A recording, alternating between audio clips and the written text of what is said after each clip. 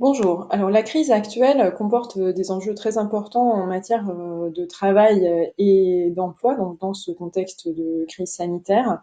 Alors, tout d'abord, il faut souligner que la situation actuelle est totalement inédite, puisque on a une proportion importante d'entreprises dont l'activité s'est totalement arrêtée suite au confinement ou s'est réduite de manière très importante.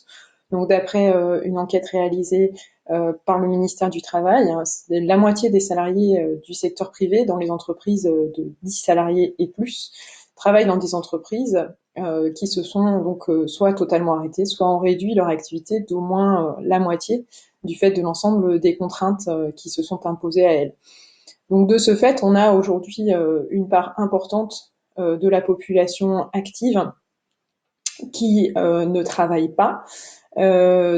Si on fait le point sur la situation des personnes en emploi aujourd'hui, donc on a dans le secteur privé toujours pour les entreprises de plus de 10 salariés environ donc un quart des personnes qui travaillent sur site ou sur un chantier, un quart des personnes qui sont en télétravail, un quart qui sont au chômage partiel et un autre quart en arrêt de type arrêt maladie, soit pour garde d'enfants, soit pour des raisons liées plus directement au Covid.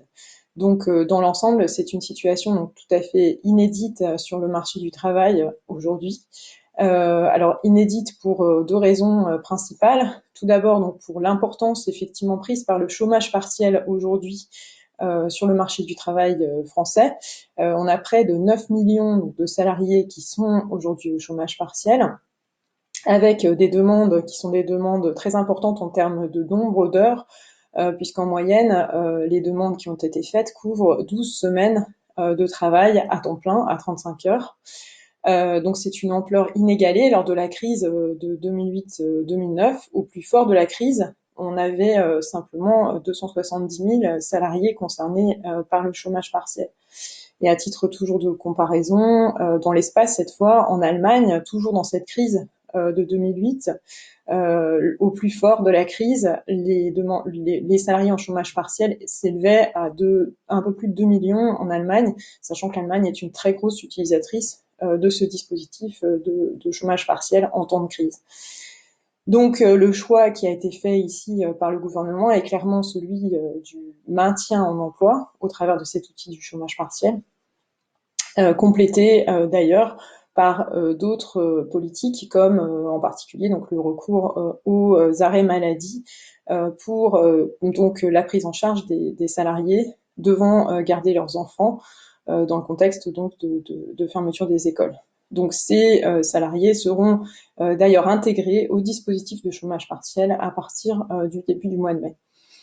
Autre point évidemment qui est tout à fait exceptionnel, c'est la part des salariés en télétravail, qui s'élève, donc, comme je l'ai dit, à environ un quart de la population active dans le secteur privé, des salariés dans le secteur privé. Si on inclut le secteur public et les petites entreprises, c'est un peu plus important encore. On arrive donc à un peu plus de 20% de salariés qui sont concernés effectivement par le télétravail. Donc, sachant qu'en règle générale, hein, le télétravail représente une part très faible de l'emploi. On a en France, en régime normal, environ 2% des salariés qui font du télétravail régulier, c'est-à-dire avec au moins une journée par semaine, et 7% environ des salariés qui font du télétravail de manière occasionnelle. Donc on est évidemment bien au-dessus de ces chiffres. Alors, dernier point que je voudrais évoquer ici sur la situation du marché du travail, c'est évidemment le chômage, puisque un certain nombre de salariés ont également, parce qu'ils étaient en CDD ou en mission d'intérim, ont également dû s'inscrire au chômage du fait de l'arrivée à la fin de ces missions d'intérim ou de ces contrats à durée déterminée. Donc on a vu effectivement s'accroître les inscriptions à Pôle emploi de manière très importante lors de la première semaine de confinement. Et depuis, on a un nombre d'inscriptions chaque semaine qui est plus important que ce que l'on observe pour un mois d'avril normal. Donc ce point est évidemment également quelque chose qu'il faudra surveiller, d'autant que le volume des recrutements a diminué, les offres d'emploi se sont fortement réduites, d'environ 40% par rapport à une période là aussi hors confinement, une période normale.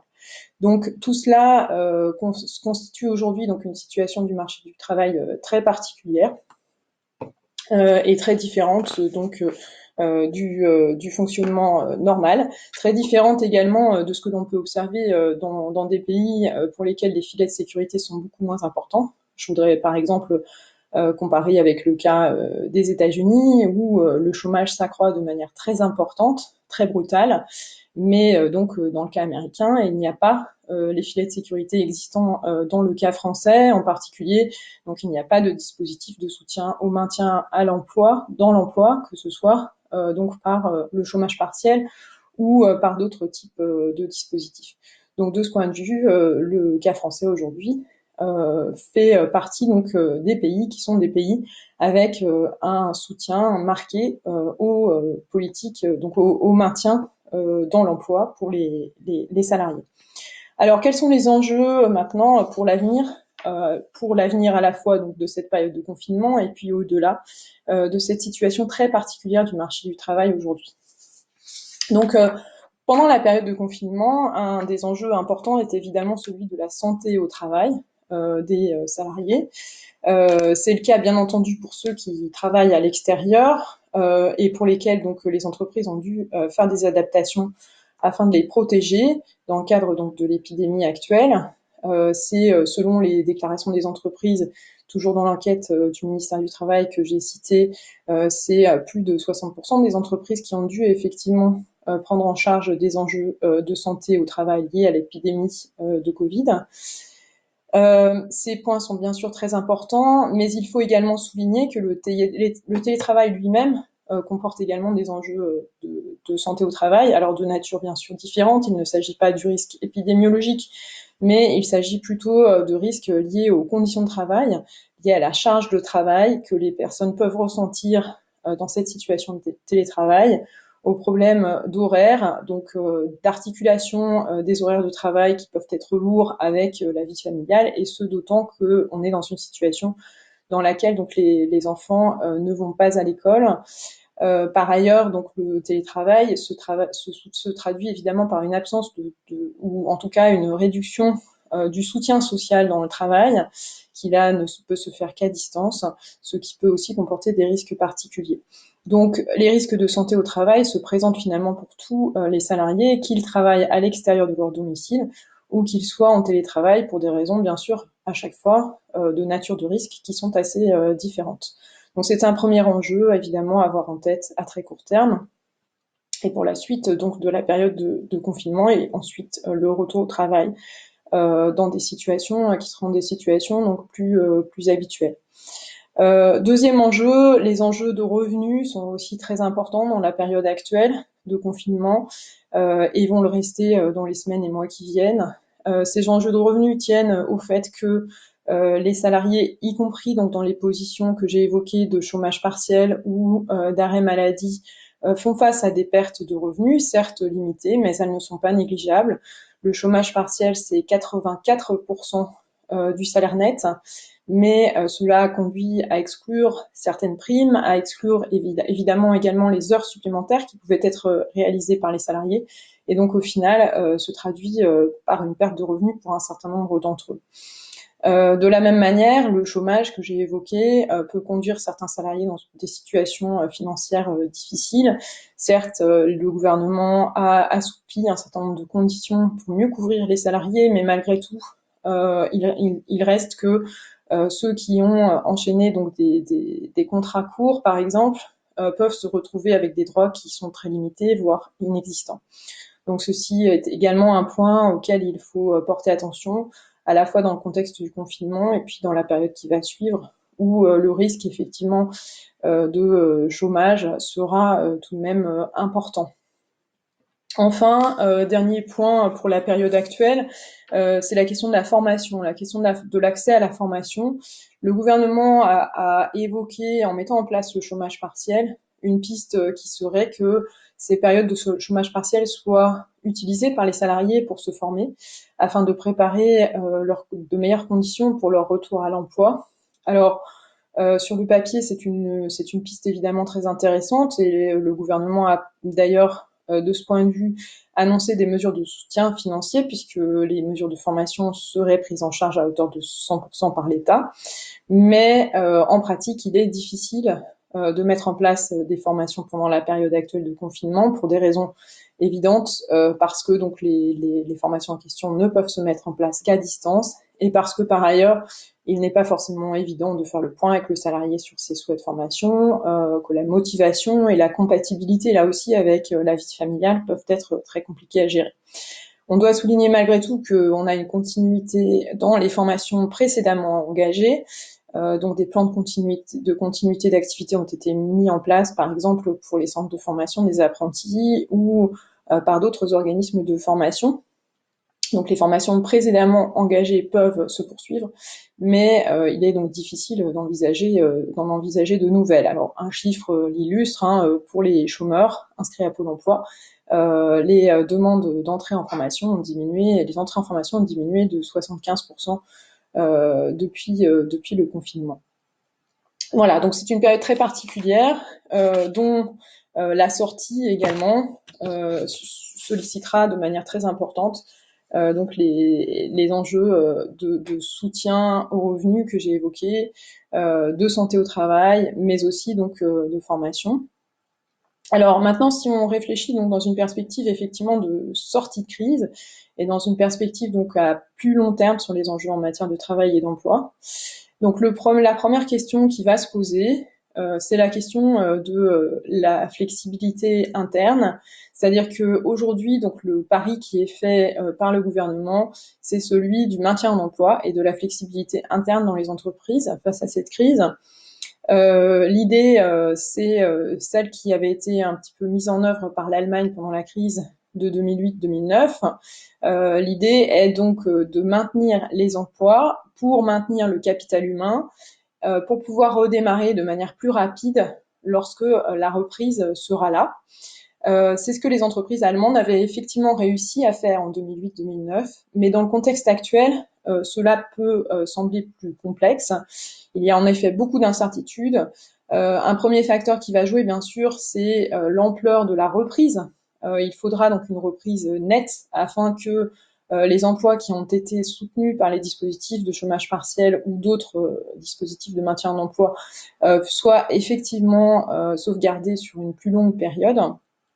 Le risque est d'assister tout de même à des licenciements lors de la période de sortie du confinement, soit parce que ceux-ci auront été retardés, actuellement il y a très peu de licenciements en cours, soit parce que les entreprises feront face à des difficultés telles qu'elles ne pourront éviter les licenciements, voire qu'il y aura de nombreuses faillites.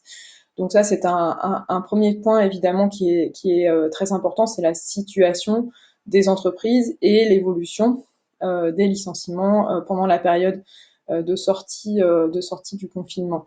Autre point qui sera très important pour l'avenir, c'est la capacité des entreprises à effectivement se mettre dans cette logique de flexibilité interne au-delà donc de la période pendant laquelle elles sont fortement aidées par les dispositifs publics. Donc la logique de flexibilité interne et de maintien dans l'emploi, c'est quelque chose qui représente en fait un investissement pour l'entreprise, un investissement pour l'avenir. Donc la question est de savoir si celles qui sont effectivement en capacité de réaliser cet investissement le feront. Ce qui suppose de mettre en place aussi des logiques qui sont des logiques de négociation en interne afin de pouvoir assurer une flexibilité suffisante, flexibilité des horaires, polyvalence aussi dans l'entreprise afin de maintenir la main-d'œuvre en emploi et de pouvoir redémarrer rapidement lorsque l'activité reprendra.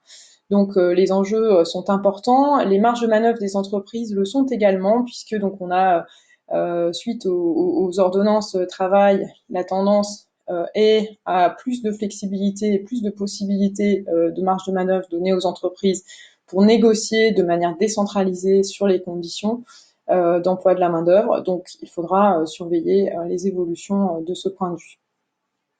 Deuxième enjeu très important pour la sortie de crise, ce sont les questions de politique de l'emploi. Avec une première dimension qui est celle du soutien aux revenus, notamment dans le cadre de l'indemnisation du chômage.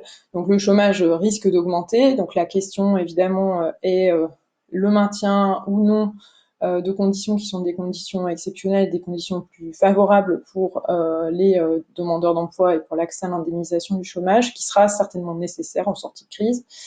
L'autre point important, c'est ensuite de donner des perspectives aux personnes au chômage en matière donc à la fois d'expérience de travail, et donc c'est ce qui peut être fait par le biais des dispositifs de politique active de l'emploi. Les dispositifs d'emploi aidé devraient être relancés dans la période de sortie de crise afin de soutenir donc le retour à l'emploi des chômeurs et d'éviter le chômage de longue durée.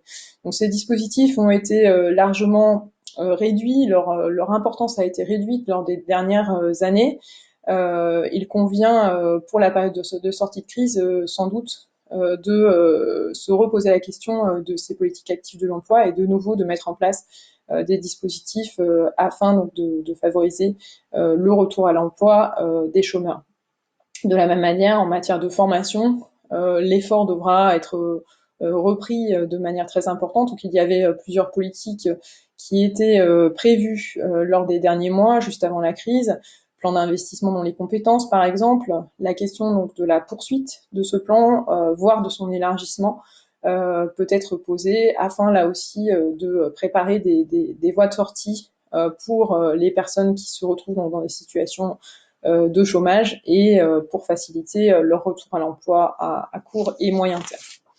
Enfin, un dernier élément auquel il convient de réfléchir pour l'avenir, c'est la question du travail à distance. Il me semble que cette crise pose, du fait des ajustements qui sont réalisés, donc par le télétravail en particulier, pose la question du lien entre l'économie numérique et le travail. Alors cette question s'est déjà posée dans le courant des dernières années. On a effectivement une croissance de l'usage des outils numériques dans le travail, mais là on a une accélération très forte du fait donc, de la mise en place contrainte du télétravail sur longue période et de manière très importante. Donc il faudra évaluer les conséquences de ce travail à distance, de l'enseignement à distance aussi, qui a été de la formation à distance, qui ont été très fortement sollicitées pendant cette période. Donc les conséquences peuvent en effet être discutées sur le plan de la qualité du travail des personnes concernées. Je l'ai déjà évoqué pour le télétravail. Il faut donc avoir en tête ces enjeux, et de la même manière pour les questions par exemple de formation à distance, la question de la qualité du service rendu se pose également dans une perspective de moyen terme, question de la qualité du service rendu donc pour les personnes qui cherchent à se former. Donc tout cela ouvre des perspectives qui sont des perspectives d'évaluation et de réflexion sur l'usage des outils numériques et du travail et de la formation à distance pour les années qui viennent, au-delà donc de cette crise sanitaire si particulière. Je vous remercie.